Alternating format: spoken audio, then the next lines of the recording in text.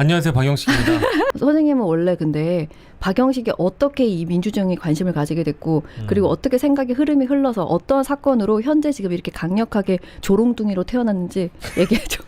그러니까 나는 원래 나는 사실 추자 씨가 당원인지도 몰랐고 난 몰라요 나는. 근데 사실 우리 그런 얘기 안 했잖아. 우리 그런 얘기 저는 안 했고 최근에 알았고 저는 한 번도 이제 당적을 가져본 적이 없고 뭐 근데 사실은 이제 그 우리가 처음에 투표권을 가지고 나서 점점 이제 우리가 인생을 살아가면서 나이를 먹어가면서 그 성향도 뭐 어떤 사람들은 스윙보터가 되기도 하지만 좀 굳어져 있는 사람도 있잖아요. 저는 이제 후자거든요.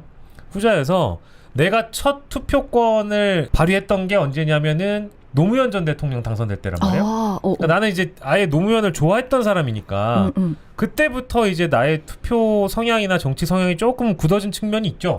근데 우리 나이 때는 대부분 다 이제 국민의힘이라는 정당, 그러니까 이제 보수 정당들이 대부분 기득권이었단 말이지. 그러니까 우리가 중고딩 때 이 정치권을 보면 대부분 민주당이 좀 약자. 민주당은 늘 야당, 만년 야당. 뭐 물론 이제 김대중의 역사와 노무현의 역사는 제가 고등학교를 거쳐서 대학교에 이르기까지 그래도 좀 10대 후반과 20대 초반까지는 그래도 민주당이 좀 잘 나가던 집권하던 시기였지만 그 전으로 보면 사실 민주당은 야당이었잖아요. 맞아요. 그래서 내가 그냥 뭔가 본능적으로 정치면을 볼 때 우리 엄빠가 나에게 어떤 정치 성향을 주입시켜준 사람이 절대 아니거든요. 너무 바빠서 저한테 그런 얘기 해준 적이 없어. 내가 알아서 학습을 했거든요. 성향이 있긴 하시고 그분들은 없어요. 오케이. 왜냐하면 충청도가 대부분 그래요. 있어도 또 안 하는 경향도 많고 그런가요? 거의 말 안 하죠. 그렇구나. 되게 조심해요. 뭐 어느 놈이 해도 뭐 이쪽 저쪽이나 다 마찬가지요. 진짜 충청도 근데 이렇게 말해요? 응. 그래. 그래서? 그러니까 이제 그러다 보니까 나는 그런 게 없죠. 근데 이제 내가 뭐 스스로 뭔가 이렇게 그 뭐라고 해야 될까? 뭐 신문도 보고, 뭐 화면도 보고 이러면서 받아들였던 거는 민주당은 기득권 정당이라고 보기에는 그때 당시는 아니었다. 네, 근데 지금에 와서 생각해보면 이제야 뭐 자라나는 세대들이 민주당이 기득권이 됐지만 그때는 이제 제 보수 정당들이 완전히 기득권이라고 생각했어요. 그러다 보니까 이제 당연히 사회적으로 약자들을 좀 대변하고 뭐 이런 분들이 민주당이구나 혹은 뭐 민주노동당이구나 이런 생각을 갖고 있었던 거죠. 그러다 보니까 자연스럽게 굳어진 거지. 그때 이후로 바뀐 적이 없어요. 네. 근데 이놈의 새끼들이 자꾸 내가 어디 연합뉴스 나왔다고 유남뉴스네 막 내가 막 윤석열 인터뷰했다고 막 내가 윤석열 찍었네 막 이 지랄을 근데 뉴이재명이라고 하던데? 저는 뉴이재명 아니죠. 제가 주로 방송하는 매체들의 성향이 뉴이재명이거나 같이 어울리고 자주 방송하는 사람들이 뉴이재명으로 분류될 뿐이지. 그러면 우리가 정의를 먼저 내려야 돼요. 어떤 단어가 있으면 그 뉴이재명이라고 함은 사람들이 지금 어떻게 정의를 내리고 있다고 생각해요? 이거는 저는 명확해요. 저는 뉴이재명은 세력이거나 집단으로 분류하지 않아요. 뉴이재명은 현상이다. 현상. 그러니까 쉽게 얘기하면 우리 내 주변 충청도 지인들, 뭐 부산 지인들, 뭐 이런 분들이랑 비슷한 거예요. 그러니까 원래는 윤석열 씨를 지지할 수 있었겠지 그분들 입장에서는. 근데 이제 망했잖아요. 그러니까 다음은 뭐 이재명 대통령도 찍어보고의 의미도 있겠지만 실제 이재명 대통령을 찍지 않았어도 지금 당장 이재명이 잘한다라고 얘기하면 그런 사람들은 그냥 이재명 지지층으로 포섭이 되고 포용이 될 수 있는 거지. 전 그렇게 보거든요. 근데 어느 순간 뉴이재명을 세력이라든지 집단으로 규정하는 분들이 많고 이제 그런 분들이 대부분 이제 그 근거로서 제시하는 거는 뭐 SNS 방에서 이루어지는 뉴이재명 카톡방에서 이런 일이 있다. 그리고 어떤 커뮤니티에선 이런 댓글들이 있다. 이런 식으로 이제 좀 약간 편견을 가지시는 것 같아요. 근데 저는 그런 사람들이 일부 있을 수 있다고 보거든. 그렇다고 해서 그 사람들이 뉴이재명 집단이나 세력을 다 뭐랄까 전부 다 대변한다고 생각하지 않아요. 그러니까 이제 일부를 갖다가 전체를 매도할 수 없잖아요. 저는 이제 이재명이라는 거는 그냥 우리가 이재명 대통령을 지지하지 않았다가도 지지층으로 돌아선 사람들, 그런 사람들을 포용하고 수용하는 어떤 관용을 좀 우리가 베풀어주면서 대통령의 60대 40, 70대 30 사업을 응원해야 되는데 그게 아니라 하나의 세력이나 어떤 단체로 집단으로 규정을 해버리면 이 사람 그런 배척을 하는 태도를 보면서 중도 무당층이 그런 모습을 보고 뜨악해 한단 말이에요. 나도 사실 속마음으로는 이재명 잘한다고 생각했는데 왜 우리를 배척하려고 들지? 이런 마음이 없겠어요? 그러니까 그런 거를 바라보는 중도 무당층 혹은 뭐 일부 보수층 그리고 2030들 뭐 이런 분들이 왜 이렇게 민주당 중에 일부 분들은 왜 이렇게 좀 배척을 하지? 뉴 이재명이라고 왜 이렇게 뜨악해 하지?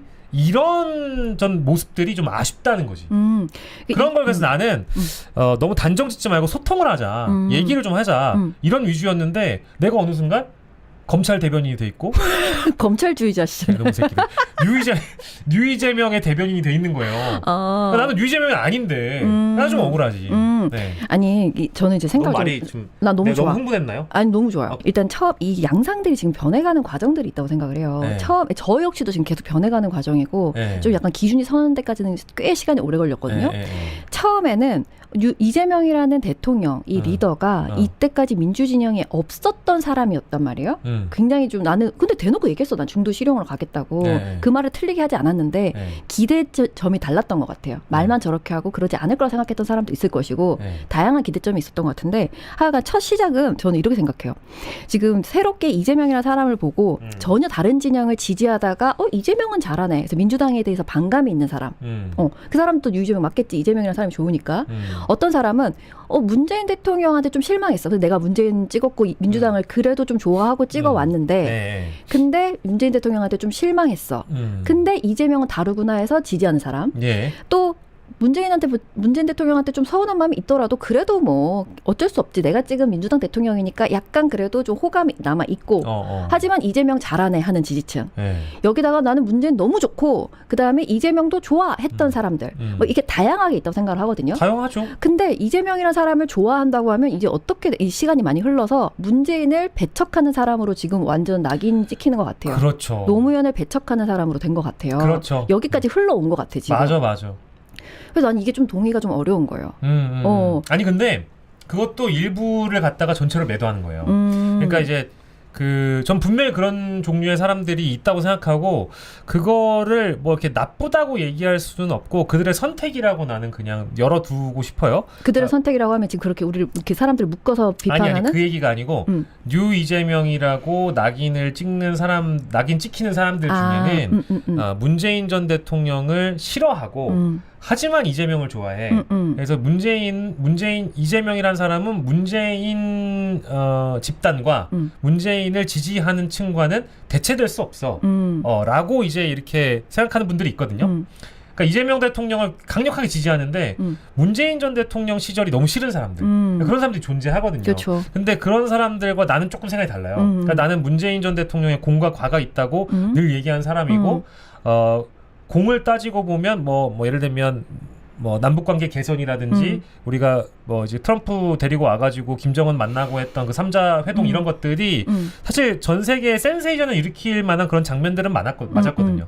두 번째로는 뭐 코로나 대처라든지 이런 부분도 뭐 나쁘지 않게 했다고 전 세계가 평가했잖아. 그럼요. 그래서 지지도가 7, 80 나왔던 시절도 있었던 거죠. 물론 이제 조국 사태 이후에 많이 실패를 겪긴 했지만 근데 결론적으로는 문 전 대통령이 정권 재창출에 실패했기 때문에 결론적으로 그 정권은 실패한 정권이라고 결론을 내놓고 출발하는 사람들이 난 동의하는 편이에요.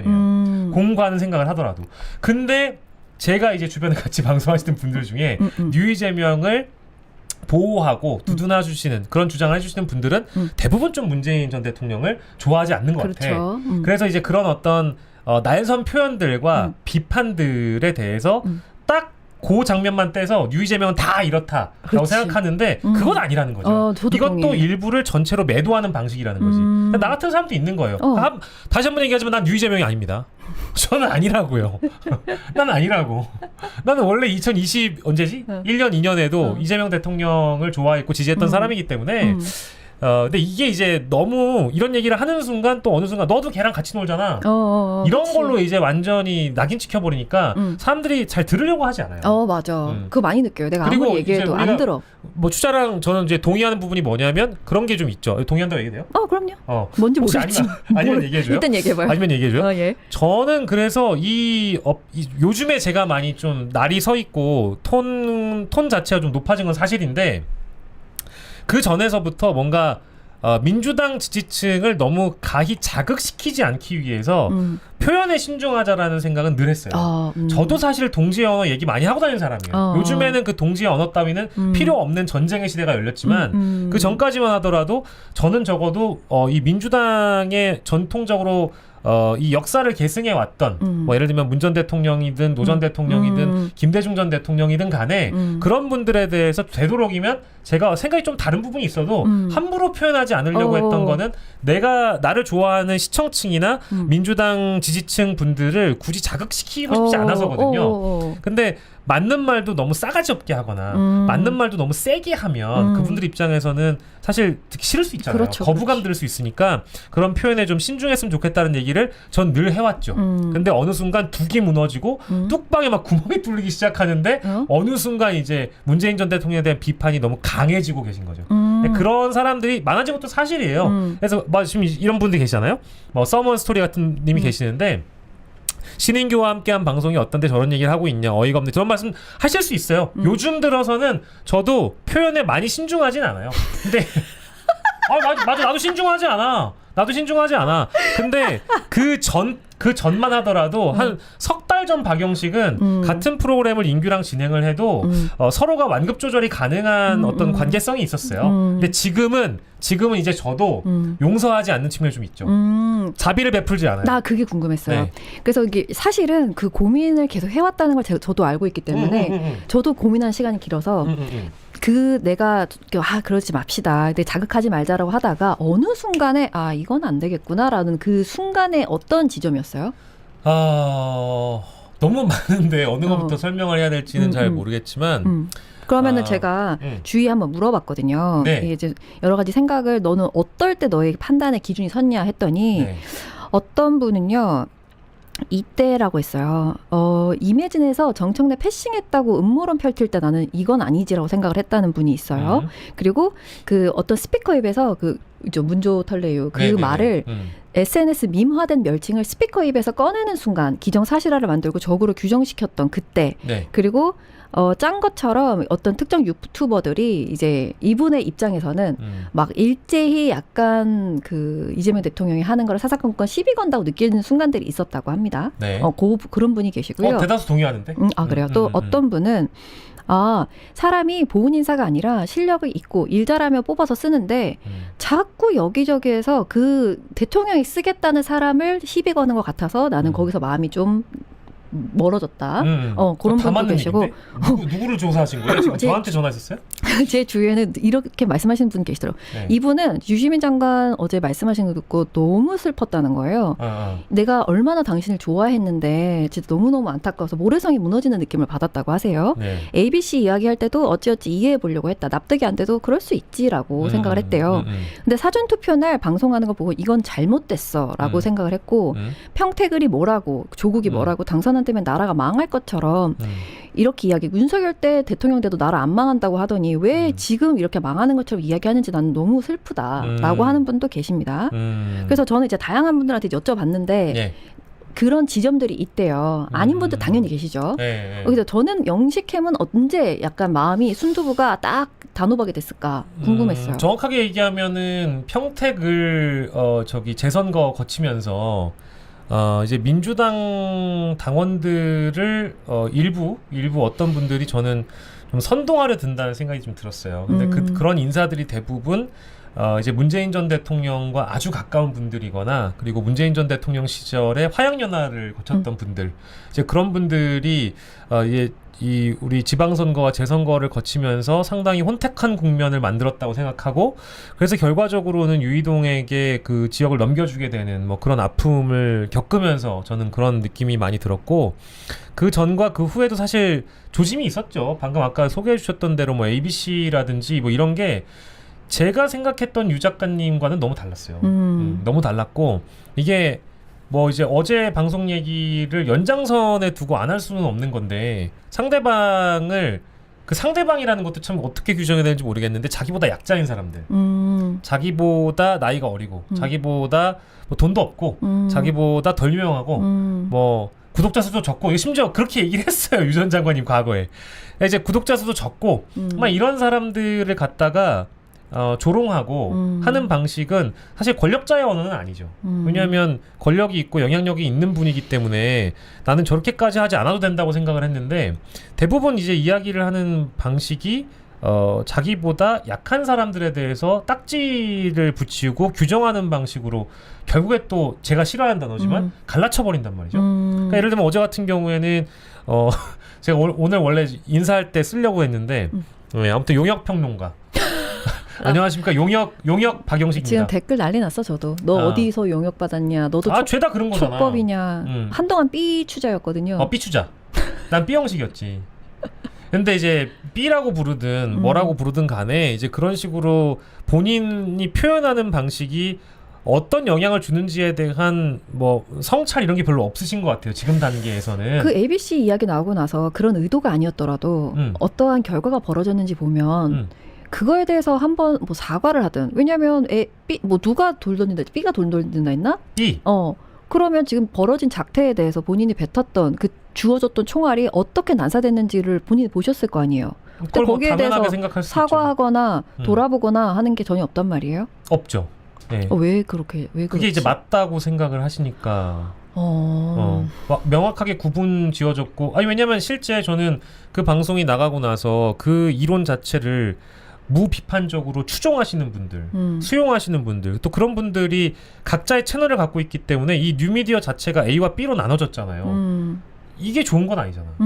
그러니까 예를 들면 그분들의 주장은 뭐 뉴 이재명이 먼저 갈라쳤다 뭐 이런 식으로 얘기를 하는데요.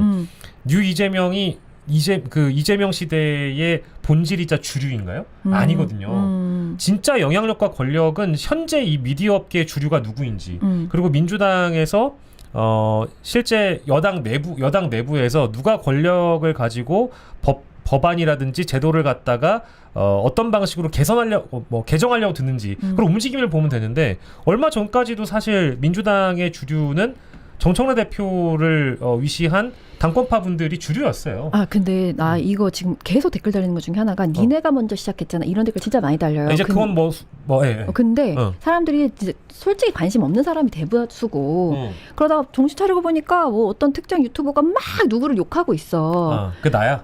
이동영. 이동영?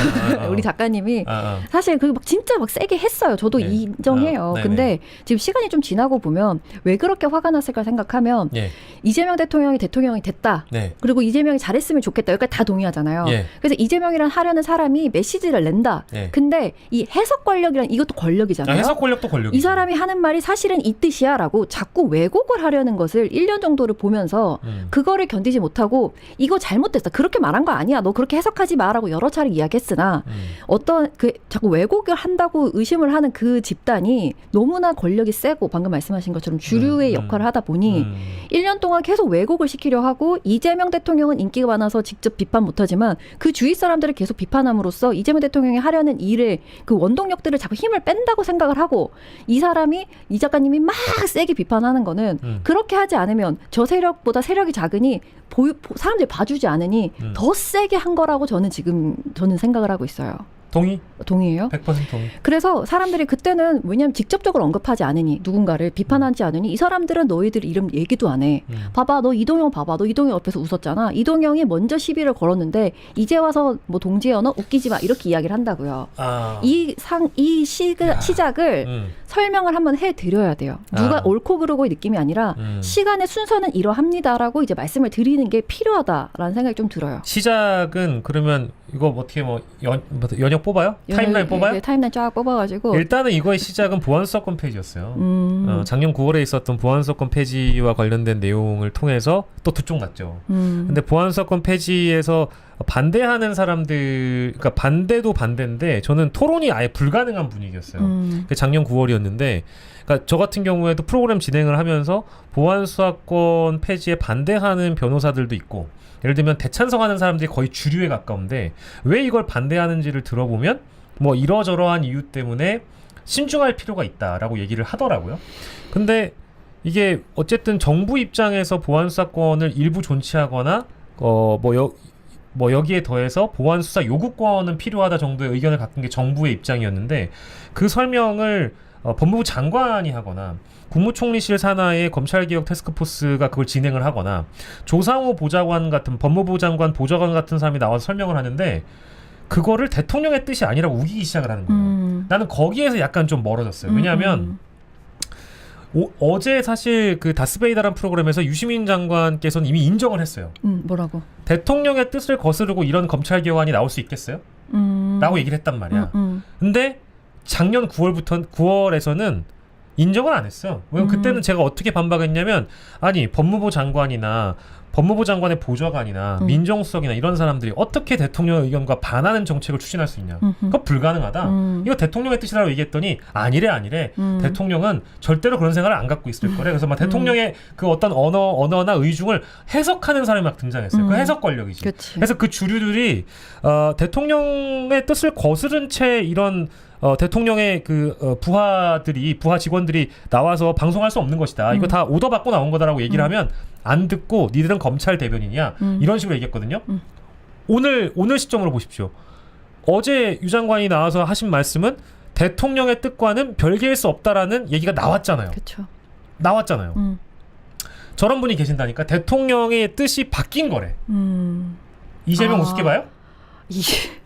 이재명 대통령을 무시하는 거예요? 이재명이 얼마나 이재명 얼마나 대통령이 빠꼼이 뜻을 바꾼 대통령인데. 거야? 아니지. 이재명 대통령은 얼마 전에도 해외 순방 갔다 와가지고 기자회견에서 뭐라고 얘기를 했어요? 뭐라고 얘기를 했습니까? 본인이 그래도 일부 혹시나 우려가 되는 지점이 있을지도 모르니까 그건 나중에 제한적으로 남겨둘 게 있으면 필요하다고 본인도 생각을 하지만 모르겠다. 본인 어쨌든 국회에 넘겼으니까 이거 자체가 너무 정치적으로 오염되었고 이 검찰 수사권 폐지와 관련된 이 부분이 정치적으로 악용되고 있으니까 그냥 권한을 줄 테니까 책임을 져라. 이렇게까지 해버린 거잖아요. 뜻이 바뀐 게 아니죠. 대통령은 한 번도 바뀐 적이 없어요. 9월 때도 그랬고 언제 연말에도 그랬고 뭐 100일 기자회견 때도 그랬고 그리고 1주년 기자회견 때도 그랬고 다 그래서 똑같았어요. 바뀐 게 아닙니다. 근데 이제 이거를 대통령의 뜻을 해석해서 자신들이 아니야 대통령은 그런 뜻이 아니라고 얘기를 하면서 소수와 약자들을 눌러가는 것을 보면서 제가 약간 야 이건 좀 위험하다 이런 생각이 제 스스로 들었던 거죠. 그때부터가 시작이었어요. 그래서 거기서부터 검찰 보안 사건, KTV 논란, 거기에 더해서 ABC 이론 이게 다 튀어나온 거예요. 그게 평택을 선거에서 팡 터지고 합당론 때도 터지고 그렇게 이제 우리가 히스토리가 쌓여온 거죠. 그리고 이제는 전당대회에서 본전 이제 전면전을 하는 거지. 근데 이게 있어요. 처음에는 그 수사보안권에 대한 그게 이재명 대통령의 의견이 아니다. 그 주위에 있는 사람들의 의견이고 이재명 대통령은 우리는 검찰 개혁하라고 뽑았기 때문에 그런 의도가 아닐 것이다라는 1년의 시간이 지나면서 이제는 이렇게 이재명의 뜻이라면 난 지지 철회한다로 지금 분위기가 이어졌잖아요. 네. 저는 그래서 묻고 싶은 거예요. 이 사람, 그러니까 아까도 제가 뉴 이재명이라는 것을 무엇이라고 생각하느냐 이걸 먼저 정의 내리는 게 먼저 합의를 하고 이야기를 시작해야 같은 얘기를 할 수 있잖아요. 뭐든지. 마찬가지로 검찰 개혁이라는 것을 어떻게 생각을 해야만 그것이 개혁이냐라는 약속을 받아야 돼. 수사보안권이라는 게 사실은 저는 지금 이거 가지고 싸우는 것 자체가 난 좀 어이가 없거든요. 그리고 이것을 전면 폐지해야만 이것이 반드시 검찰 개혁이라고 말하는 것도 난 동의가 어려운 사람이에요. 이거 가지고 이야기하는 것을 이거를 전선을 긋는 사람 자체가 이건 정치할 생각이 없는 사람이라고 판단까지 가고 있는데 이거를 완전 폐지, 전면 폐지, 지금 당장 폐지, 당장 티끌도 남기지 마라고 하는 거에 동의해야만 그것이 검찰 개혁이고 그것에 동의하지 않는 이재명은 반개혁자이므로 난 당신에 대해 지지를 철회하겠어로 이어지고 있잖아요. 난 이게 좀 이해가 좀 어려운 거예요. 도대체 이 개혁을 뭐라고 생각하는 것이며 그리고 저는 그렇게 생각해요. 그 보안 수사 말고 다른 뭐 기소든 뭐든 이런 여러 가지 이야기 나눌 것들이 충분히 있는데도 여기에 지금 선을 그었잖아요. 그러면 저는 또 그래 알겠어. 또 한 步 뒤로 가서 또 이런 생각을 해보는 거야. 만약에 지금 경찰이라는 세력 그 엄청 더 크잖아요. 그리고 일반 보통 사람들이 만날 그 기회도 경찰이 훨씬 많아요. 그 보안 수사가 안 됐어. 그래서 핑퐁 하면서 시간이 끌어졌으면 피해를 보는 게 국민인 게 맞아. 그러니까 둘 다 맞잖아요. 경찰도 그렇게 일을 무능하게 하는 경우 있고 검찰은 악랄하게 하는 경우가 있어. 그래서 수사를 해줘. 요구할 수 있는 권리만 주면 시간이 네. 엄청나게 길어질 거라고. 예. 검찰이 계속 쥐고 있다가 나중에 줘도 되니까 더 길어진다고. 그러면 저는 어떤 생각이 드냐면 왜 대통령이 그렇게 한번 수기해봐라, 보완할 거 찾아봐라, 국민에게 피해 없게 해라 했냐면 예. 분명히 국민들이 볼멘 소리 나올 거고 경찰 한 번이라도 만나봤던 사람은 진짜 경찰들이 그렇게 일 끌고 막 덮어버리고 이런 걸 겪었던 사람들의 얘기를 들어보면 아 진짜 힘들었다 어쨌다 저쨌다를 만약에 조중동이 그거를 끌어다가 헤드라인으로 이제 뽑기 시작해요. 네. 수사보안권을 전면 폐지, 당장 폐지를 주장하던 민주당과 이재명 정권이 이렇게 국민들의 삶을 망쳤다. 막 뽑으면서 총선을 개 박살낼 수 있다고 생각하거든요. 맞아요. 나는 그래서 쟤네가 입을 다물고 있다고 생각해요. 현재. 맞아요.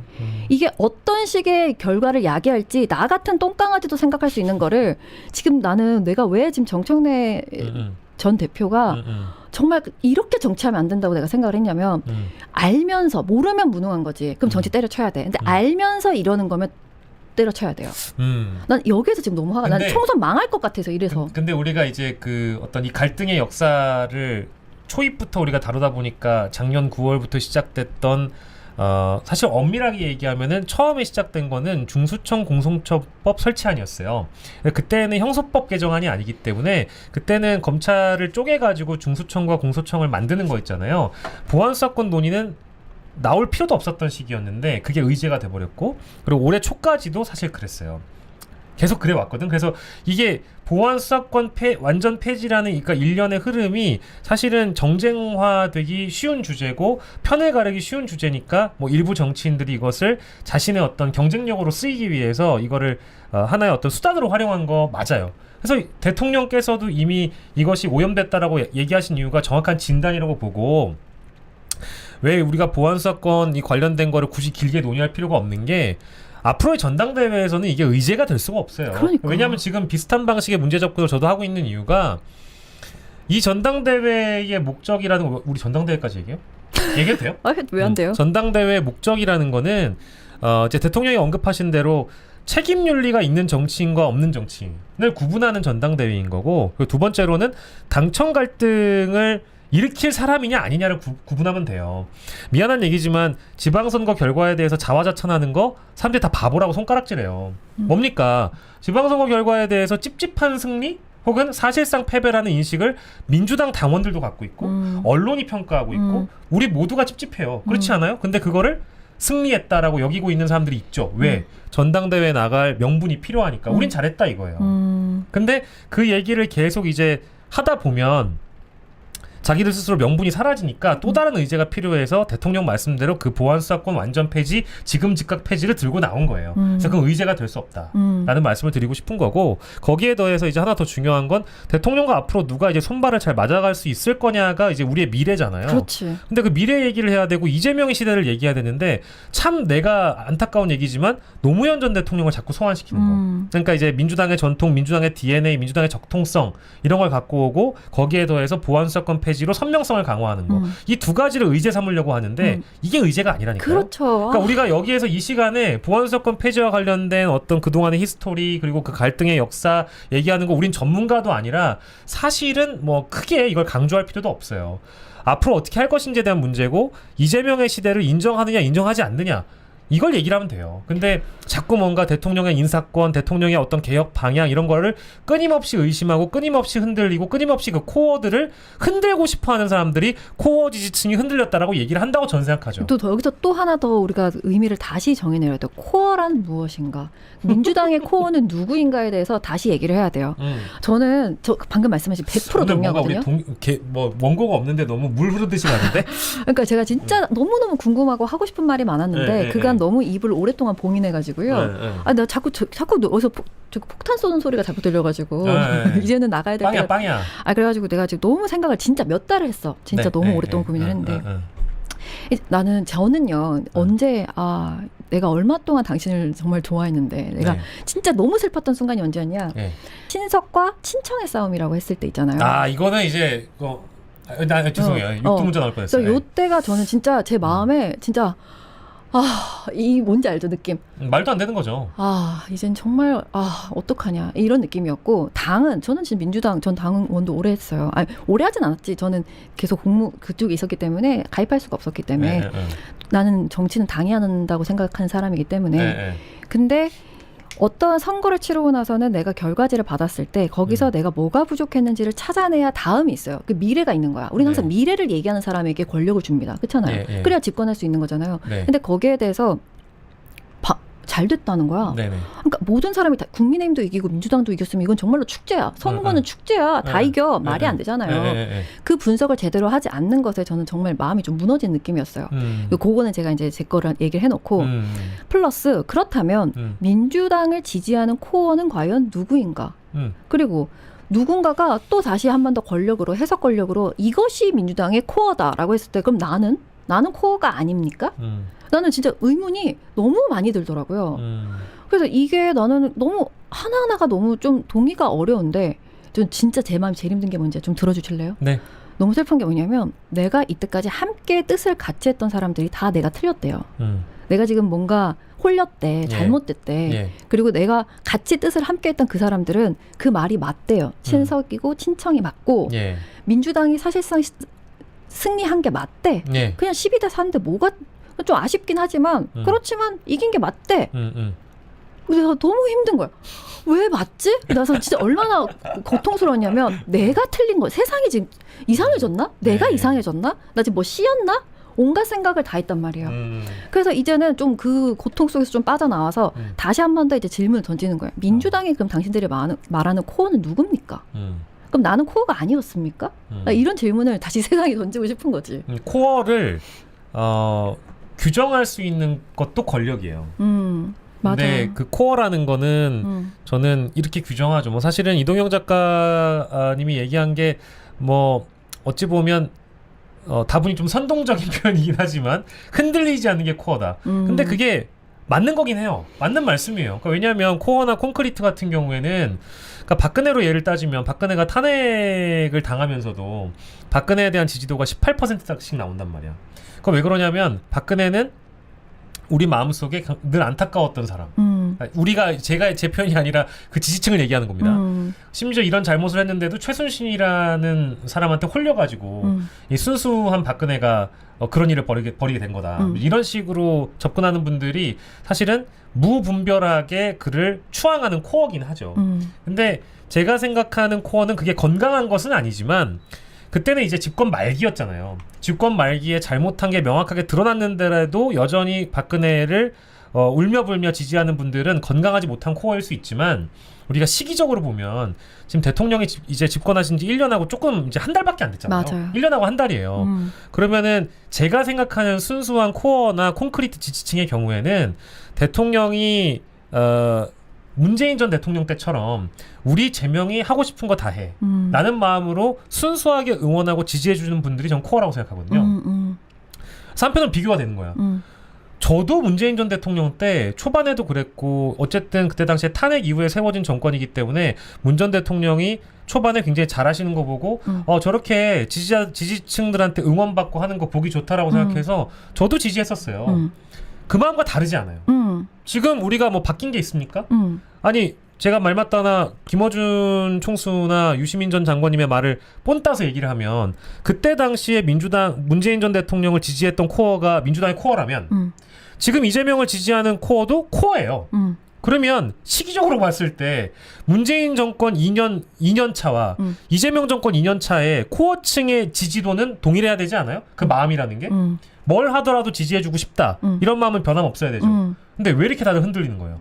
뭐만 하면 누구를 안 치면 불만이고 누구를 안 치면 또 불만이고 어떤 방향으로 정책을 펼치면 또 불만이고 항상 뭔가 위기고 항상 뭔가 이 개혁은 좌초될 것 같고 그러니까 이재명 대통령을 못 믿는 거예요? 문재인 전 대통령 때는 그 믿음과 신뢰가 생기고 똑같은 시기인데 2년 차에 이재명은 안 되고 문재인은 되는 거예요? 나 이런 데에서 차이가 느껴진다는 거죠.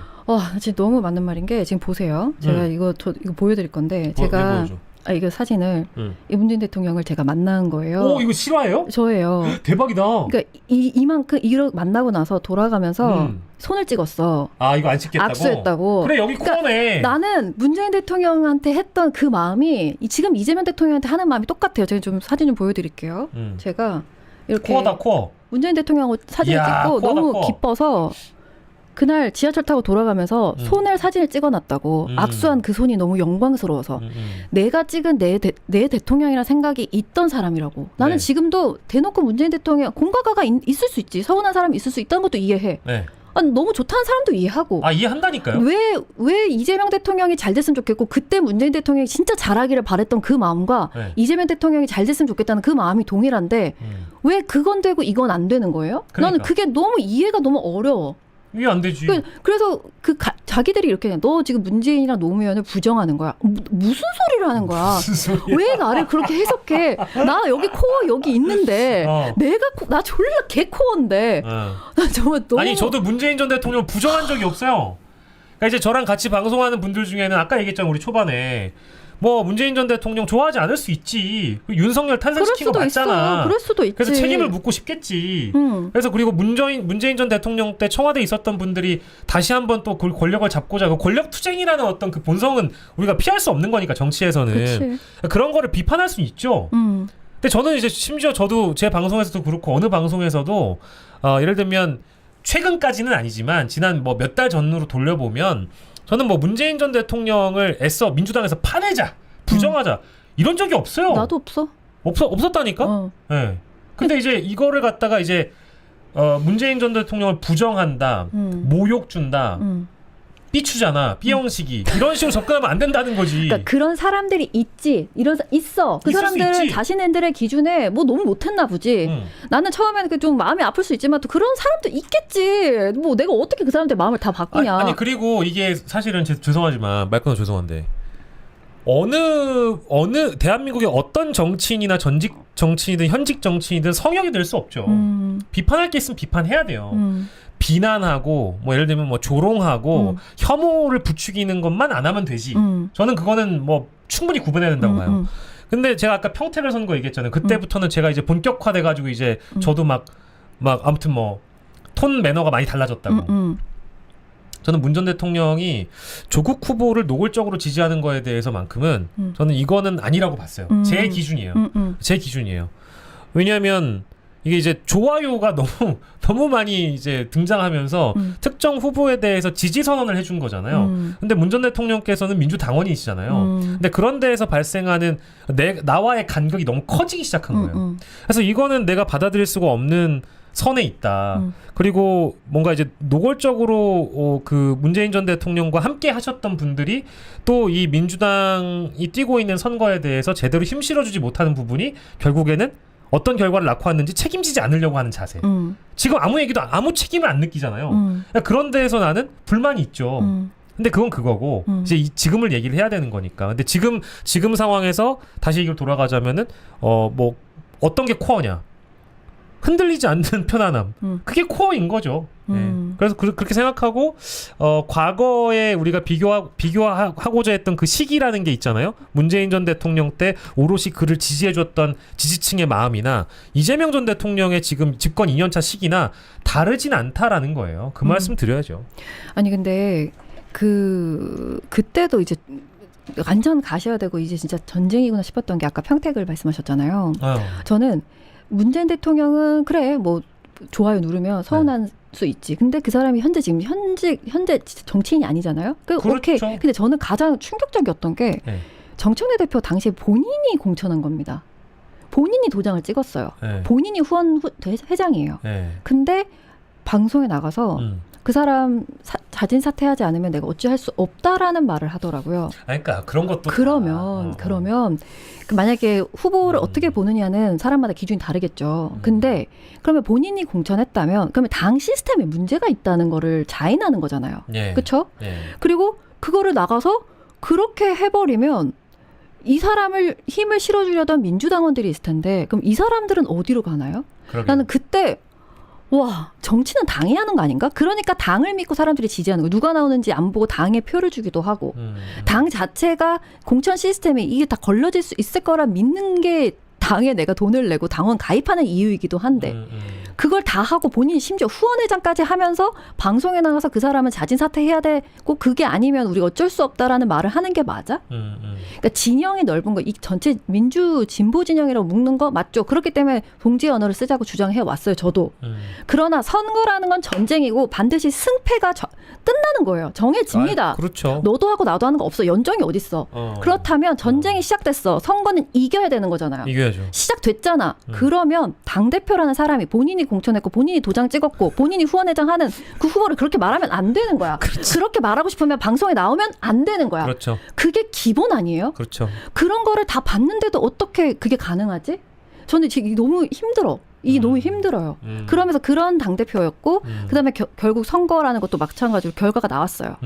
대통령이 말씀하셨듯이 이겨야 할 곳에서 이기지 못했어요. 그렇지. 이거는 정밀하게 봐야 돼요. 근데 처음부터 이재명 대통령의 사진을 쓰지 말라고 삐걱삐걱 할 때도 이상하다. 진짜 웃긴 거예요. 이상하다 하던 그때를 결과적으로 우리는 지지 않았고 청와대에서 어떤 메시지가 이 선거에 영향을 주지 않았는지를 봐야 되겠다라고 결론을 내는 걸 보면서 우와, 이런 거를 근데 다 우리 함께 살아있으니까 어제 태어나지 않았으니까 이걸 다 현실적으로 봤는데도 저 사람의 연임이 필요하다고? 라는 거를 제가 지금 납득이 너무 어려운 거예요. 그러면서 코어가 흔들린대. 그럼 나는 코어가 아닌 건가? 지금 이런 것들이 지금 저는 왜 이 말씀을 길게 드렸냐면 그런 생각을 하는 분들이 제 채널에 많으세요. 너무 혼란스러워요 하는 분들이 많으세요. 내가 이때까지 너무 좋아했던 분들이 지금 너무 저와 뜻이 다른 이야기를 해서 제가 너무 마음이 힘들어요 하는 분들이 메시지나 제가 그런 고민을 하는 걸 알고 이메일 DM이 되게 많이 온단 말이에요. 그래서 일부러 길게 한번 설명을 해본 거예요. 이 결과까지 결론을 내기까지 어떠한 것들이 있었는가를 말씀을 드린 거죠. 아니 근데 이제 우리가 그 어떤 대통령의 말씀이나 그 언어를 해석을 굳이 이제 해드려야 되는지는 이제 잘 모르겠어요. 왜냐하면은 예전만 하더라도 대통령이 좀 조심스러워 하셨던 것 같아요. 근데 이제는 그 해외 순방 그 8박 10일간의 기간 동안 본인의 성과 자체가 아예 가려지고 지지도가 훅 빠지는 걸 보면서 어떤 생각이 들었겠어요. 그러니까 나는 그거 보면서 제일 이제 좀 마음이 아프고 힘들었던 게 거기 나가서 기업인들 데리고 이탈리아 갔다 오고 바티칸 갔다 오고 진짜 죄송한 표현인데 이제 한 번만 쓸게요. 대통령 정말 똥줄 타기 하셨잖아요. 진짜 얼마나 더 잘할 수가 있어요. 그러니까 열심히 하셨고 잘하셨잖아요. 근데 나는 그렇게 긴 해외 순방이 컨벤션 효과조차 나지 않고 오히려 지지도가 빠지는 걸 보면서 그럼 누구의 잘못이냐고 물어봐야 되잖아요. 그러니까 이거는 사실 당에서 전당대회를 앞두고 결국 당 내부의 경쟁이 거세지다 보니까 어느 한쪽 쌍방이 뭔가 경쟁을 해서 이 일이 생긴 게 아니고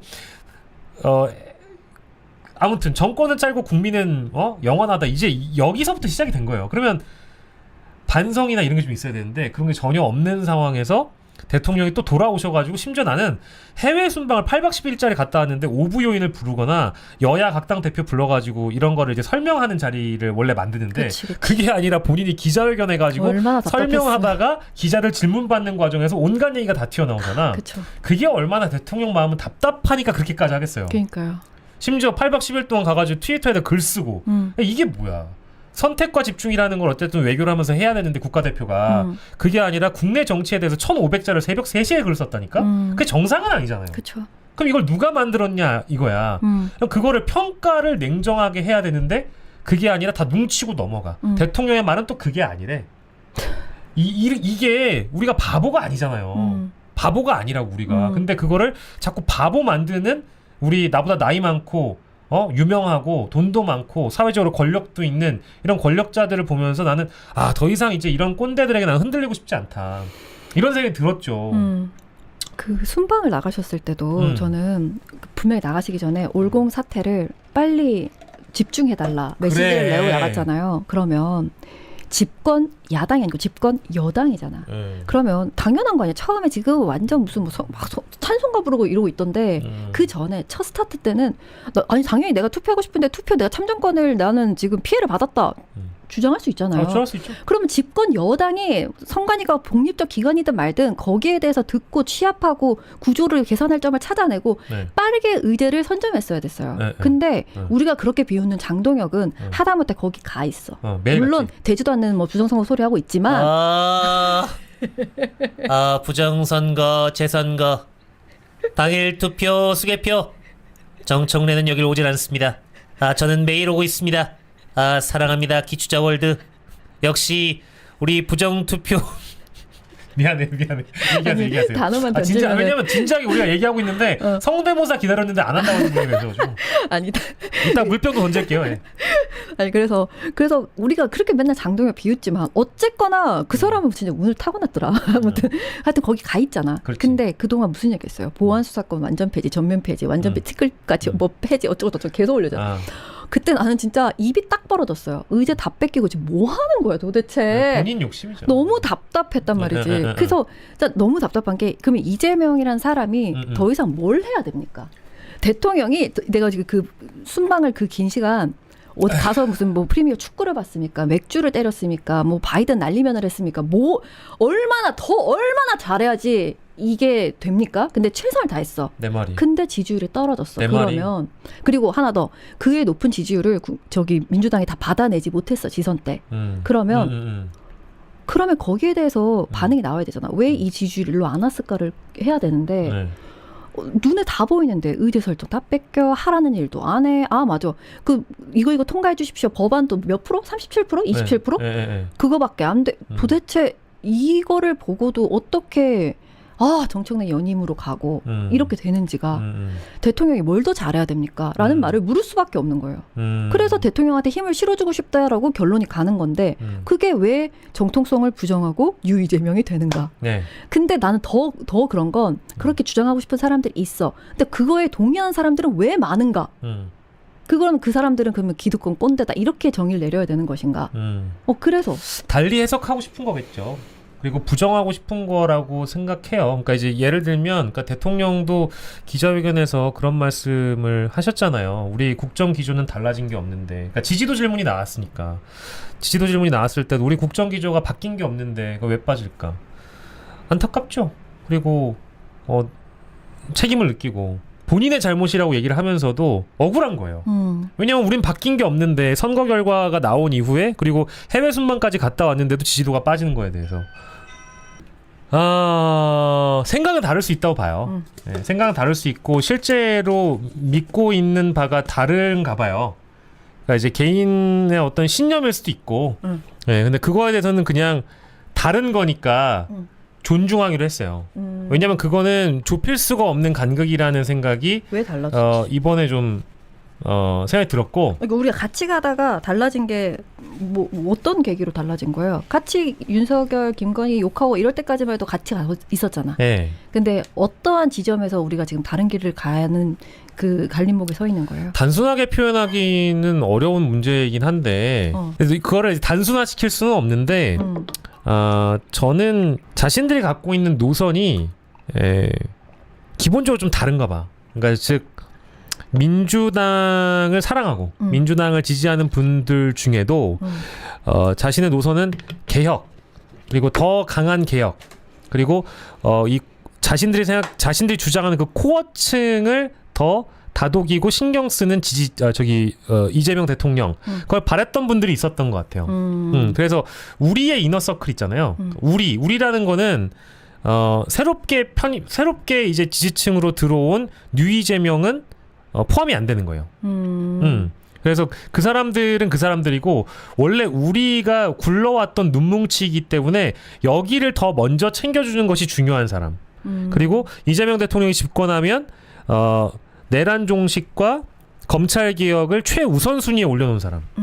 나는 그것만을 하기 위해서 대통령을 뽑은 거라고 생각하지 않는데 그거를 최우선으로 놓은 사람들이 꽤 있는 것 같아요.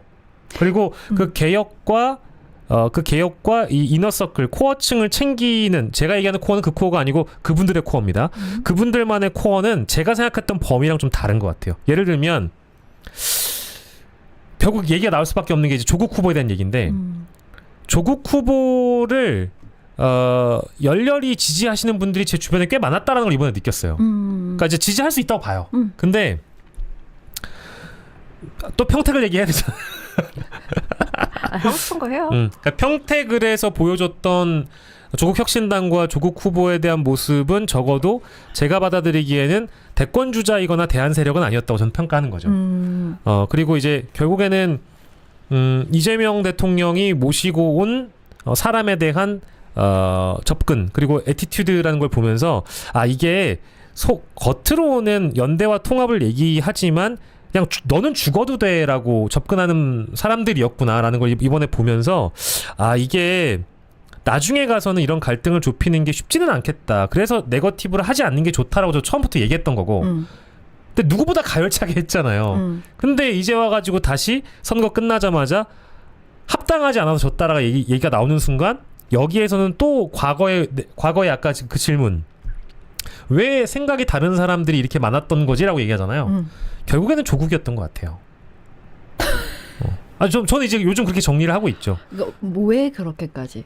조국이라는 정치인이 뭐 어떠한 의미인데요? 부채죠. 어떤 부채가 있을까요? 오늘 다스베이드 안 보셨으니까 거기에 저는 그것만 워딩만 봤어요. 그 얘기가 나와요. 본인이 5년 동안 딱 한 번씩 통화해봤대요. 김어준 씨와 유시민 전 장관님은 문재인 전 대통령님과 한 번씩 통화를 해봤대요.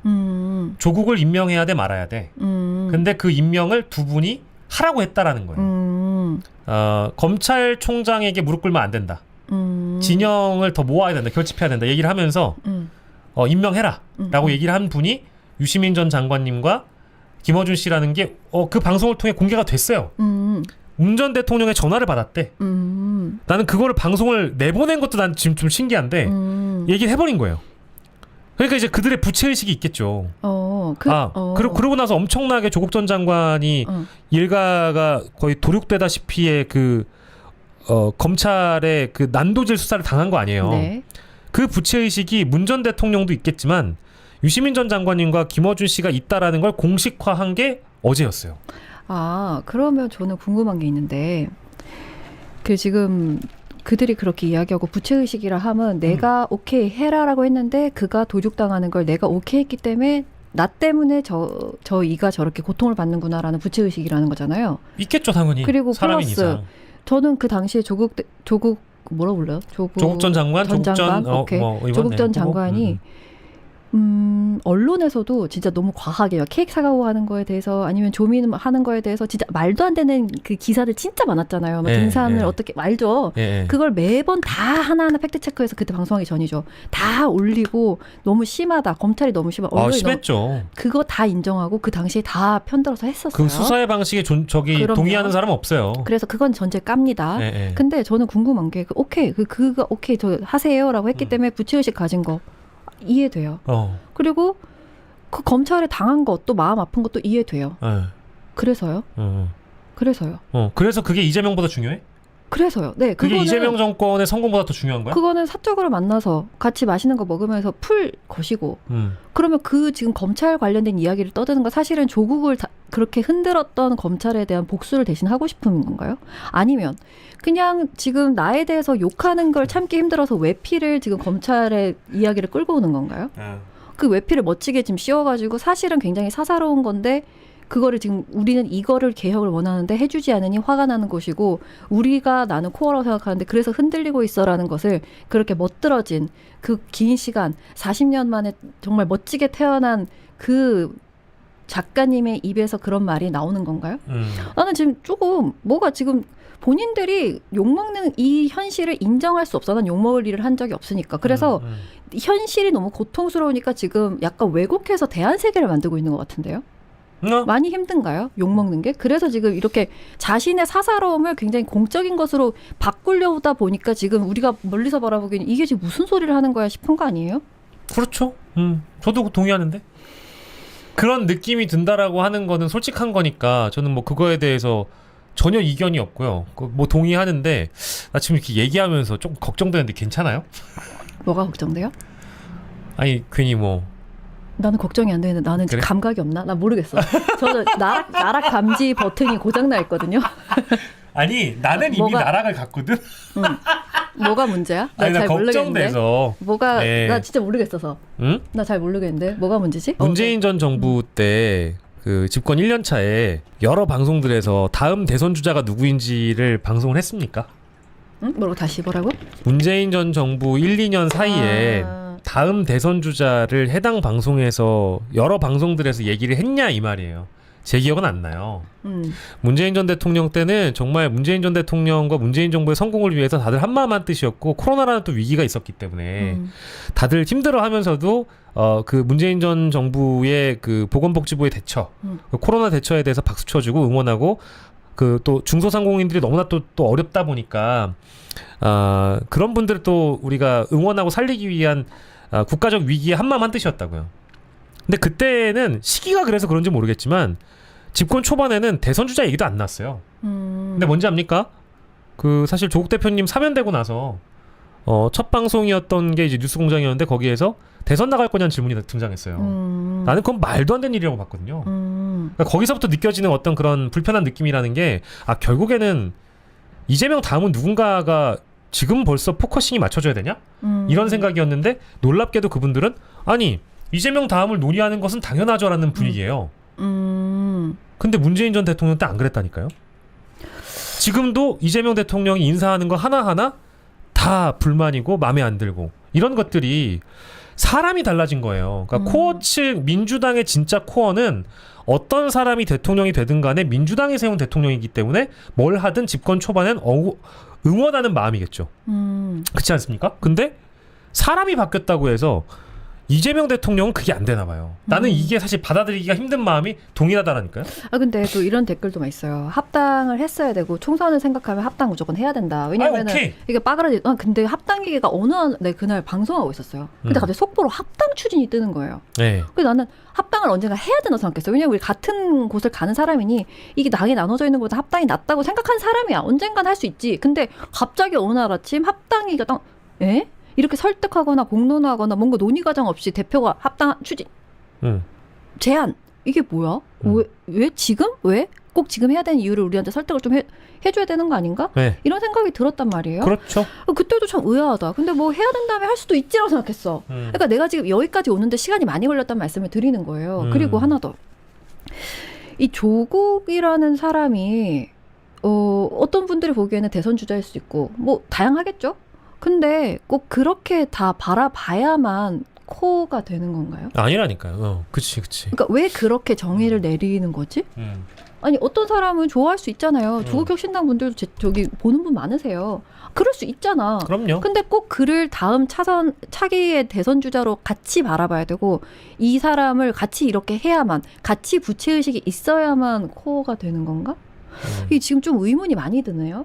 플러스 그리고 참 또 반박하시는 아까 분들이 역시 용역들 말 맞네 뭐 이런 말씀 해주셔서 그런 드리는 말씀인데 용역과 촉법입니다. 저희가 방송 오늘 전 나락감지 버튼이 없다고 했잖아요. 나는 이게 맞다고 생각해서 얘기하는 거야. 뭐가 문제가 있나? 문제 없지. 아니 내 기준 문제 없지. 근데 나는 또 나 때문에 우리 투자햄이 피해보면 안 되니까. 그러는 거 전혀 없고 저는 제가 이게 맞다고 생각하고 의문점을 그냥 가감없이 다 질문을 드리는 거기 때문에 네. 방송을 보고 이제 판단하시면 되겠는데 네. 저는 그때 왜 그 설란형 얘기 나왔을 때도 저는 네. 유시민 작가님 편들면서 심지어 썸네일도 만들었어요. 유시민 작가님을 다 둘러싸고서 잘했어 예뻐 시민이 힘내 막 이러면서 썸네일도 만들고 네. 그러니까 지금도 마음속에서 막 그렇지 않아요. 왜 저렇게까지 하시는 거야? 안타까움이지 너무 미워. 야 사라져. 이렇지 않다고. 이 정도 이야기도 못합니까? 이 정도 이야기했을 때 용역 소리, 촉법 소리를 듣게끔 예. 뱉은 것에 대해서 작가님이 한번 돌아보시는 건 필요해요. 이 정도도 말을 못해요? 그건 아니잖아요. 우리가 여기 뭐 쌍욕을 했으면 뭘 했습니까? 그리고 다른 사람이 그렇게 만약에 어떤 욕을 하고 했던 거를 묶으면서 너도 그 사람들하고 같은 팀이자라고 묶으면 그럼 뭐 어떻게 뭐 할 말이 없는데 이 방송 내에서 이 정도 생각도 말하지 못한다면 이게 왜 민주진영이죠? 저는 좀 그렇게 생각을 하는 바입니다. 그렇지. 예, 의견을 가질 수 있죠. 그 인신공격을 한 것도 아니잖아요. 저는 문제가 없다고 생각하는데 뭐 나락을 가면 어차피 10만 안 되는 거는 똑같아. 나는 10만이 작년에 될 줄 알았는데 지금 하반기가 지나도 상반기가 지나도 지금 10만이 안 됩니다. 될 거예요. 예, 이제부터 될 가능성이 매우 높죠. 그 남북 통일 같은 거예요. 그러니까 이제 합당이라는 거 그리고 서로 연대하고 통합하는 거 순서가 있고 또 절차가 있고 그리고 이제 물리적으로 합쳐지는 거 말고도 사실은 이 케미컬이 중요하죠. 그러니까 뭔가 물리적 화합보다는 화학적 결합 이런 것들이 중요한데 생각을 해보세요. 만약에 이제 이렇게까지 비유를 하면 그나마 좀 쉬울까봐 이런 비유를 하는 건데 만약에 이제 우리 한국의 대통령이 갑자기 국민들 절대 다수의 동의가 없이 우리 내일부터 북한이랑 합치기로 했어요라고 얘기하면 난리 나잖아요. 그러니까 이제 합당이라는 것도 결국에는 우리가 북한을 적대적 국가로 우리의 주적으로 명시를 하면서도 그 북한이란 국가에는 우리 동포들이 또 있기 때문에 한민족이라는 틀 안에서는 동포이기 때문에 그 동포들이라는 걸 인정을 하면서도 통일이라는 거 어렵다라는 현실론을 알고 있는 거거든요. 합당도 마찬가지죠. 그러니까 조국혁신당과 민주당이 뿌리가 다르지 않다라는 걸 저도 인정해요. 근데 너무 멀리 그 어떤 감정적인 간극이 벌어져 오면서 화학적으로 결합될 수 있는 계기나 동기들을 많이 찾지 못했어요. 근데 그런 상황에서 갑자기 통일하자, 합당하자라고 얘기하면 내부적으로 동요할 수밖에 없죠. 근데 그건 당연한 거예요.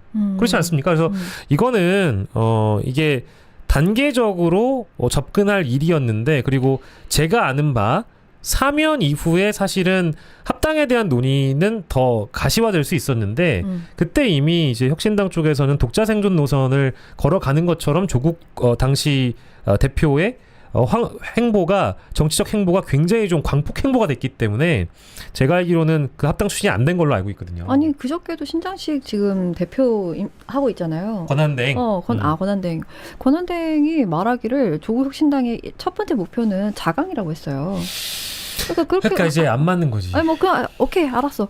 제가 이 방송 오늘 지금 이 주제에 제가 어떤 분들을 지금 앞에서 말씀드린다고 저는 설정을 했냐면 지금 김어준 씨, 그다음에 뭐 유시민 작가님, 뭐 또 누가 있을까? 뭐 하여튼 다양한 분들, 이렇게 분들이 그분들 덕에 정치에 관심을 가지고 그분들이 하는 이야기에 항상 귀 기울이며 어떻게 봐야 될까라고 이제 방향을 막 두리번거릴 때 나에게 뭔가 이정표를 제시해 준 것 같은 그런 역할을 해온 분들이 말씀에 동의가 좀 안 되는데 그분들을 내가 좋아했던 시간이 길어서 마음이 되게 혼란스러운 분들께 저는 이러한 변화의 과정을 거쳤습니다를 저는 오늘 목표로 삼은 거예요. 그래서 그런 분들이 많으실 거라고 저는 이제 생각을 하기 때문에 분명히 나 같은 사람이 있을 거예요. 그래서 저는 이제 오늘 영식캠한테 그래서 여쭤본 겁니다. 영식캠이 지금 여러분들이 뭐 쇼츠로만 접했던 분들은 항상 눈 뜨자마자부터 바로 그랬을 것 같지만 그렇지가 않다. 그렇지. 변화 과정이 있었다. 나 역시도 그 과정을 겪고 있고 아직까지 좀 슬픈 마음이 되게 크다라는 말씀을 좀 드리면서 왜 이렇지? 내가 달라졌나? 세상이 달라졌나? 나는 지금 내가 뭐에 씌였나? 얼마나 의심하는 시간이 길었는가를 여러분들 앞에서 다시 말씀을 드리는 거고 그 과정에 이제 질문 던지면서 이야기를 좀 엮어서 말씀을 드려봤다. 제가 뭐 이 방송에 나와가지고 제가 막 두서없이 막 얘기를 했다고 해서 우리 기추자 선생님께서 제 의견과 동일한 건 아닙니다. 그러니까 여러분들이 제가 나왔다고 해서 저랑 논다고 해서 기추자 우리 형님을 오해하지 마시고. 뭔데? 당신 뭐예요? 뭐 마피아예요? 요즘에 내가 유행어 만들었거든. 어떤 겁니까? 유행어가 아니라 유행하는 뭐 연기라고 해야 돼? 뭐라고 해야 돼? 그래가지고 요즘에 너무 질투와 시기가 많은 분들이 이재명이 뭘 해도 마음에 안 드는 거예요. 그러니까 항상 마음이 좀 꼬여가지고 기사만 봐도 이재명 부셔버릴 거야 이거를 많이 하고 있거든. 이걸 사람들이 되게 좋아하더라고. 아니 누가 그러고 있는데? 누군데? 그러고 많아요 그런 사람들. 많아요? 왜 그럴까? 이재명 대통령 이렇게 잘하는데 왜 이거 왜 하는 거야? 많다니까. 그래? 왜 그러기는. 자기 생각대로 안 되니까 그렇지. 자기 생각대로 생각을 고쳐 먹어야지. 나라 잘 되는 게 중요하지. 지금 사사로운 욕심이 뭐가 중요해? 그러니까 대통령이 잘 돼야 어쨌든 하고자 하는 방향으로 뭔가 국정 운영을 할 수 있게끔 길을 열어주는 것이 저는 코어 지지층의 역할이라고 생각을 하고요. 아무튼 그 코어는 정말 그만 얘기하고 싶어요. 굳이 구분짓지 않아도 다 알아요. 다 알지. 이게 지금 이러다가 총선이 만약에 나 진짜 너무 걱정된다. 총선이나 이제 다 대선이나 우리 정권 뺏겨보니까 어떻게 됐는지 알잖아요. 그렇죠. 허건나 홍범도가 빨갱이가 아니요를 우리가 소리 높여 외쳐야 되는 그런 시기가 온다고. 김건희가 어떻다 저떻다 이런 얘기 하는 데가 온단 말이에요. 정권 뺏기면 다 끝난다고. 다 의미 없고 다시 야당하는 거예요. 너무 그러면 다시 끔찍하네. 야당하면 야당 되게 잘할 걸. 이 지금 야당의 그 DNA를 바꿔내야 되는데 아직까지도 구호 외치면서 사람들의 마음을 뜨겁게만 하는 거에만 지금 혈안이 돼 있으면 안 된다는 생각이 그러니까 이제 들어요. 뭔가를 해놓고 책임지는 정치를 해야 된다는 맞아요. 얘기를 하는 거잖아요. 그러니까 이제 맞습니다. 공수처의 필요성에 대해서 그때 당시에 그 부정했던 사람 아무도 없어요. 그리고 공수처가 여전히 필요하다고 생각을 하고. 근데 이제 그때 미완으로 설계돼서 이게 이제 시작이 되다 보니까 여전히 공수처가 뭔가 수사 동력을 제대로 갖추지 못한 기관이 돼버렸잖아요. 그러니까 이제 이런 거에 대해서 우리가 이미 겪어봤는데 뭐 아까 우리가 좀 지겹게 얘기했던 그 검찰 개혁도 잘 돼야죠. 그리고 한 번에 되는 것도 없죠. 그리고 되고 나면 또 수정할 수도 있다고 저는 생각을 하는데 할 때 하더라도 잘 해서 이게 다음 선거에 되치기를 당하지 않는 것도 중요하잖아요. 맞아요. 그리고 또 이게 선거에서 평가를 받는 것도 물론 당연한 거지만 대통령 정권 시절에 일어났던 모든 일은 다 그냥 이재명 탓이라고 한단 말이에요. 맞아요. 사람들은 무조건이야. 디테일하게 기억하지 않아요. 당연하지. 그리고 그냥 그렇게 하고 싶은 사람도 있고. 우리조차도 이명박 때 벌어진 일을 꼼꼼히 따져보면 이명박이 잘못한 게 물론 많겠지. 근데 그게 과거 정부에 혹은 그 과거 정부에 뭔가 켜켜이 쌓여서 본인도 영향을 받아서 책임지지 못한 일이 발생했는데 그냥 우리가 이명박 때 발생한 일은 이명박의 잘못이다라고 인식하는 거와 동일해요. 그러니까 이재명 대통령 때 이재명 대통령이 국회에 모든 권한을 주고 책임을 지라고 얘기할 수밖에 없었던 것은 본인도 알면서 얘기를 하는 거예요. 나중에 시간 지나서 피해자가 생기고 뭐 예를 들면 부득이하게 부작용이 생겨버리면 그게 결국 내 책임이라는 거를 본인이 몰라서 그런 얘기를 했겠냐고요. 하도 안 돼서 정부나 청와대가 뭔가를 자꾸 얘기를 하면 이게 정치적으로 또 활용되거나 악용될까봐 이제 손 떼겠다는 거잖아요. 그러니까 앞으로 이제 국회가 주도해서 뭐 검찰 개혁도 하는 거니까 기왕에 하는 거 잘했으면 좋겠고 다음 이제 당대표의 어찌 보면 가장 큰 숙제이기도 하니까 그거에 대해서는 이제 주시하고 이제 견지하면서 최대한 어떤 보완책들을 마련해가면서 잘 해야 되겠죠. 맞다. 나 지금 두 개를 놓칠 뻔했다. 어떤 하나 거요? 중요한 거. 문조털레유라는 단어를 저는 멸칭이라고 쓰지 말자. 이거 쓰면은 이게 사실은 흔들리는 왜 저렇게까지 해 하는 사람들 마음을 내가 멀리 떨어뜨리는 거다라고 얘기를 했었어요. 정답. 지금 동의합니다. 뭐 끝이야? 아니 동의하는데 아니 뭐 얘기했어요. 끝이에요. 하나는 우리 이제 앞차기 마무리한 거 얘기를 하려고 그랬거든. 맞아. 그거 이제 해야죠. 마지막에 할게요. 근데 이 단어 나 한 번 더 와야 되겠는데. 그러니까 한 번 더 와라. 네. 지금 이미 나라감지 지금 시작된 것 같은 다들 걱정을 하는. 나 오늘 내가 별로 문제 안 되는 것 같은데 문제가 되나 모르겠네. 네. 하여간 저기 뭐야? 내가 지금 뭔 얘기했어? 문조털레유. 문조털레유. 이 단어 저는 이거 왜 반대한 줄 알아요? 나는 싸움이 시작됐으면 이겨야 된다고 믿는 사람이에요. 근데 하나의 어떤 저 말고 이제 그거를 이렇게 단어를 쓰면서 싸우는 사람들이 그렇게 큰 세력을 하나로 묶어주면 한 팀이 되잖아요. 그러면 다 쪼개야 될 거 아니에요. 난 그렇게 생각했어요. 그리고 굳이 문조털 어감도 별로고 그렇게 하지 말자. 우리 이런 느낌이었어. 그런 말 쓰지 맙시다. 했어. 지금은 사람들이 어떻게 얘기하냐면 저한테 그게 왜 멸칭이에요? 그러면은 털이 멸칭이면 어라고 바꿀게요. 막 이렇게. 문조어레유. 근데 그거를 이렇게 하는 게 의미가 있을까? 그게 싸우는 방법의 전략으로 좋을까요? 그거를 계속 쓰고 싶어하는 분들은? 그 문제의식에 100% 동의하고 저도 그래서 비단 한 3일? 3일 전까지는 제 입으로 써본 적이 없죠. 근데 이제 그거에 대해서도 어느 정도 선을 또 넘어가 버린 게 그러니까 이게 결국 멸칭을 쓴다라는 건 상대방에게 불쾌감을 주고 그 불쾌감을 주는 뭐 어떤 사람들이 복수이고 또 많다 보니까 결국 갈등 관리를 위해서 서로가 서로에게 상처 주는 말 하지 말자 이거잖아요. 그건데 한강쇠동 돼지기리라는 게 등장했고 그리고 이제 국면이 좀 달라진 게 어제 같은 경우는 이미 멸칭을 신나게 또 쓰셨거든요. 유시민 전 장관님이 촉법에다가 용역에다가 뭐 그리고 심지어 무슨 자가 면역 질환이라는 거를 들고 나와서 질병으로 접근을 했어요. 그 뭐 잭나이프 찌르고 다니는 용역이라고 청와대 딱지 붙여가지고 잭나이프 찌르고 다니는 애들 거기에 더해서 이 우리 몸에 자가 면역 질환이라는 게 생기면 정상적인 세포를 보호를 해야 되는데 이제는 정상적인 세포를 막 찌르고 있다 이런 얘기를 해버렸어요. 그러니까 밖에서 들어온 세균들은 몸에 남아 있고 그거 유의제명이겠지. 아이고. 이제 그런 식의 이게 비유가 이제 등장했잖아요. 촉법, 용역, 질병. 그럼 이거는 멸칭이 아닌가? 그러면 문조 털레유에 대한 거부감을 갖고 있는 분들이 결국에 또 시작한 게 결국에는 사람들을 나누고 멸칭으로 누군가를 규정하는 방식을 택했다라고 하면 이 싸움은 끝나지 않는 거예요.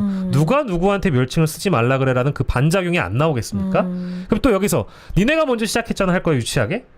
각자 다 안 쓰면 되는 거 아니야? 근데 써버렸잖아. 근데 또 따지고 보면은 유 작가님이 과거엔 또 조금 박해를 썼었어. 그러니까 이거는 문제 해법은 간단해요. 김어준 씨에게 인터뷰를 요청해서 문조 털레유는 멸칭입니까? 라고 물어봐서 나를 털이라고 부르는 게 불편하다 라고 하면 문조 김래유라고 부르면 아무 문제가 사실 없는 거죠. 그걸 멸칭이라고 할 필요도 없죠. 지금 이 시기에 우리가 굳이 따진다면 이 논쟁은 사실 더 의미가 없어진 것 같아요. 그래. 나 조금 박해는 그분들이 느끼기에 멸칭이었을까? 그렇겠죠. 조응천, 금태섭 이런 사람들 떼가지고 박용진 떼가지고 조금 박해라고 했잖아요. 박해요. 그러니까 그게 그분들 좋아하는 분들은 아니지. 그 당시에 그렇게 쓰는 거에서 별 문제의식도 없었어요. 근데 음절을 따다가 이제 표현을 하는 게 멸칭이면 그러니까 이게 멸칭이냐 아니냐라고 규정하는 것. 그리고 실제 그것을 지적하는 분들은 멸칭을 하지는 않고 있는지 등등 이런 거죠. 그러면 나 지금 또 질문 지금 가야 되네. 가야 돼요? 왜 가지 마. 아니. 더 해. 나 지금 질문 궁금한 게 있어. 예전에 제가 그 김용민 TV 나갈 때 네. 저를 계속 족반년이라고 했었단 말이에요, 사람들이.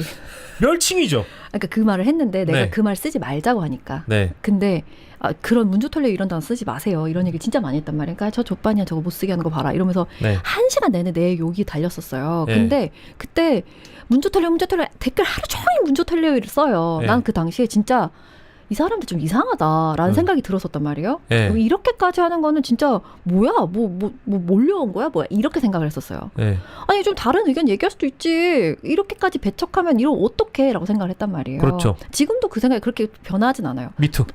자기 생각을 다르다고 해서 막 낙이 찍는 거는 결국 자기한테 칼 찌르는 거야. 네. 동의하지 않는데 그러면 전 질문이 어떠한 이런 분란이 일어날 때 초기에 장작되는데 어떤 진짜 어떤 다른 사람이 말하는 것처럼 세력이나 무슨 뭐 종교일 수도 있겠고 어떤 집단일 수도 있겠고 그리고 나는 커뮤니티도 테라포밍 되는 과정들을 우리 많이 알잖아요. 네. 그 과정들을 맨날 그런 거 들여다보던 거를 하는 사람이 우리가 어떤 특정 커뮤니티도 테라포밍 되는 과정이 있지 않았을까. 그래서 지금 성공해서 그들이 깔깔대고 있지는 않을까. 이런 생각도 좀 들어요. 그것도 타당한 지적이죠. 그러니까 저는 세력이 없다라고 말도 안 할 거고 그런 집단들이 뭐 악의적인 어떤 의도를 가지고 커뮤니티에 잠입해서 테라포밍을 시도한다 이런 것들에 대해서도 동의해요. 근데 그런 사람들은 어느 집단에서 전 다 존재한다고 생각하기 때문에 나만 안 그러면 된다 이거야. 나만 기준이 확실하면 된다라고 생각하는데 이거를 뭐 어떤 음모론적 관점으로 어떤 집단과 세력이 이것을 조정하고 이런 사람들이 커뮤니티를 오염시켜서 이런 사람들은 죄다. 그런 의견에 동의하거나 그런 표현을 쓰는 사람들 전부 다 그 집단이다. 그 어떤 일반화를 하는 것, 매도를 하는 것에 대해서는 반대한다. 라는 게 유의제명을 규정하거나 이른바 좀 거친 표현을 쓰는 분들을 전체 다 우리가 그렇게 얘기할 수 있는 건가. 그러면 너부터 쓰지 마라. 우리가 반박할 수 있는 거죠. 그럼 조금 박해도 하지 말고 아무것도 하지 마.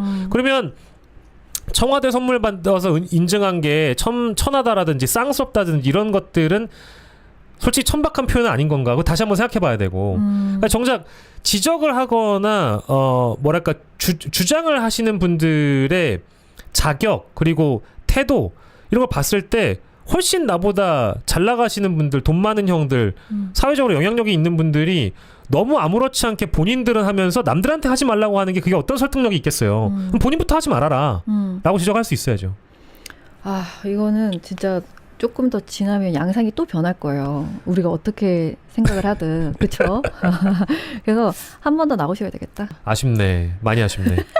한 번 더 나와주시고. 지금 털 다 만 것 같은데 약간 지금 덜 닦은 느낌이에요. 저는 생각이 추자 씨보다는 좀 덜 한 것 같아요. 이제는. 예전엔 난 되게 고민도 많고 좀 소심하고 세심하고 그래가지고 뭐 노선이라고 얘기할 건 없고 나의 입장을 뭔가 이렇게 모르겠다 남들 눈치 보지 말고 그냥 터트리자라고 얘기한 마음이 좀 덜했거든요. 근데 어느 순간 뚝방이 터지고 나니까 멈출 수가 없는 사람이 돼버린 건데 저에 비하면 훨씬 더 섬세하고 조심성 있고 준비성 있는 방송을 하는 사람이기 때문에 속도의 차이가 좀 있는 것 같아요. 그러니까 내가 들어보면 방향은 크게 다르지가 않은 것 같고 사고방식이나 문제의식 가치관이 저랑 굉장히 유사한 사람인데 추자 씨는 근데 워낙에 자신이 어떤 확신과 준비가 되어 있지 않으면 일단 입을 열지 않는다라는 섬세함이 있는 사람이기 때문에 그래서 뭔가 사람들이 추자 씨를 볼 때 너무 조심하는 것 같다라고 생각할 수도 있죠. 근데 내가 오늘 같이 해보면 별로 조심스러운 사람도 아니야. 나 때문에 그런지 모르겠지만 그래서 내가 좀 미안해. 그러니까 빨리 지금 당장 구독 버튼을 눌러라. 아 내가 오늘 뭘 세게 했는지 모르겠네. 여러분 난 난 어떡하지? 안녕하십니까, 큰일 났나? 송영길입니다. 제가 물병을 던지는 마음으로 제가 우리 기추자 씨를 응원하고 제가 이제 이 무도한 검찰놈의 새끼들한테 329일 동안 제가 감옥에 갇혀 있었으면서 제가 정말 이 뙤약부터 따지 않는 이 정말 뜨거운 감옥에서 제가 저의 이 어떤 공격성을 다루고 있었습니다. 제가 근데 금이 환영을 하지 못했기 때문에 민주당으로부터 금이 환영을 받지 못해가지고 이재명 대통령과 만나서 금이 환영을 받았습니다. 사랑합니다 대통령님. 물병을 갖다 던지는 마음으로 그냥. 우리 다음 달에 한 번 더 나오시죠. 알겠습니다. 다시 한번 얘기 나눠보시죠. 물병을 확 던져버리겠습니다. 이 우리 기추자도 시계를 달란 말이야 이놈의 새끼들. 아니야 안 주셔도 돼요. 아니야 같이 촉법하자. 같이 촉법하고 용역을 해야 돼. 이거는 어쩔 수가 없어. 아 근데 사람들이 자꾸 댓글에 너는 어려서 모르겠지라고 할 때 난 그게 약간 선풀로 느껴지는 거 보면 나 나이 먹은 거 맞죠? 나이 많이 먹었어요. 이 양반도 클만큼 큰 양반이야. 무슨 어려서 몰라. 나보다 민주당 훨씬 잘 알아요. 당원을 언제부터 했는데. 아 이게 신분이 되자마자 바로 가입했죠. 그럼 여러분들 안녕히 계십시오. 네, 또 봐요. 안녕. 다음에 또 올게요. 진짜 미안해요. 나락인가 봐. 나는 이제 끝났나 봐. 안녕.